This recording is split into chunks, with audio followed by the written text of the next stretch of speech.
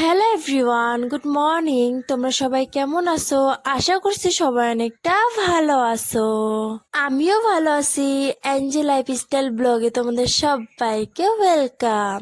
সকালে ঘুম থেকে উঠে দেখি আম্মু বানিয়েছিল চা। চা খেতে তো আমার একদমই ভালো লাগছিল না, তাই আমি দুটো ডিম সিদ্ধ করে খেয়ে নিলাম। আব্বু রাত্রে আনা সন্দেশগুলো সকালবেলা বুনু ঘুম থেকে উঠে অনেকগুলো সন্দেশ খেয়ে নিয়েছিল।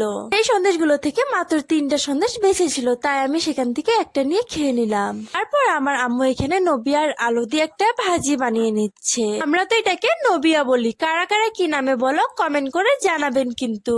আম্মু এখানে দুপুরের খাওয়ার জন্য রান্না বাড়ি করছে, তাই আমি ভাবলাম ঘরে এসে সমস্ত কাজ বাজ সেরে নিই। প্রতিদিনের মতো সমস্ত জিনিসগুলো মুছামুছি করে নিচ্ছি। আজকে একটু সমস্ত কাজ জলদি সেরে নিচ্ছি, কারণ আমরা আজকে নানুদের বাসায় যাব। ওইগুলো করে সমস্ত কাম সেরে নিয়ে এই ঘরে এসে এই ঘরেরও সমস্ত কাম সেরে নিলাম। তারপর বাইরে এসে বাহিরটা ঝাড় দিয়ে নিয়ে পানি মেরে দিচ্ছি। তোমাদের সাথে কথা বলতে বলতে আমার কাম প্রায় হয়ে গেল। তারপর গোসল করে খাওয়া দাওয়া কমপ্লিট করে নানুদের বাসায় রওনা দিলাম। নানুদের বাসার থেকে আসার সময় আম্মু কিছু বেগুন গাছের পুলি নিয়েছিল, সেই পুলিগুলো বাড়িতে এসে লাগিয়ে দিচ্ছে। এবারকার বেগুন গাছের পুলিগুলো অনেকটা বড়ই ছিল।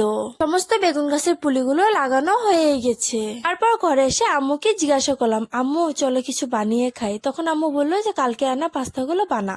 নুন আর তেল দিয়ে পাস্তাগুলো সিদ্ধ করে নিলাম। তারপর পেঁয়াজ, কাঁচা লঙ্কা, ধনেপাতা কেটে নিয়ে পেঁয়াজ কুচি, কাঁচা লঙ্কা কুচি, সয়া সস, টমেটো সস আর ম্যাগি মশলা দিয়ে নাড়াচাড়া করে নিলাম। তারপর সিদ্ধ করা পাস্তাগুলো ঢেলে দিয়ে কিছুক্ষণ নাড়াচাড়া করে আবারও ম্যাগি মশলাটা দিয়ে দিলাম। আবারও কিছুক্ষণ নাড়াচাড়া করে ধনেপাতা কুচি দিয়ে নামিয়ে নিলাম। কার কার পাস্তা খেতে ভালো লাগে কমেন্ট করে জানাবেন কিন্তু।